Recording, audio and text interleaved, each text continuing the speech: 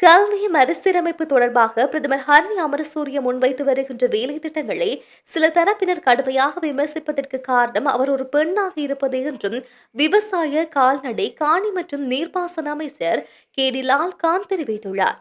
நிகழ்வொன்றில் உரையாற்றிய அமைச்சர் இந்த விமர்சனங்களுக்கு பின்னால் சில மத நிறுவனங்களின் செல்வாக்கு மற்றும் பெண்களுக்கு எதிரான காழ்ப்புணர்ச்சி மறைந்துள்ளதாக அவர் குறிப்பிட்டுள்ளார். ஜனாதிபதிக்கு அடுத்தபடியாக அரசாங்கத்தின் இரண்டாம் நிலை தலைமைத்துவத்தின் மீது தாக்குதல் நடத்துவது எதிர்க்கட்சிகளின் அரசியல் தந்திரோபாயமாக மாறியுள்ளது.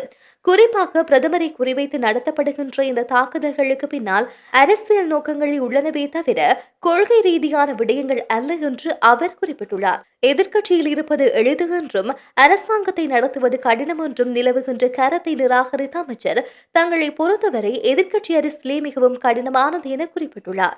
அரசாங்கத்தை நடத்துவது ஒரு பெரிய விடயமே அல்ல, அரசாங்கத்தை நடத்துவது கடினம் என்று சிலர் கூறுகின்றார்கள். ஆனால் உண்மை நிலை அதுவல்ல.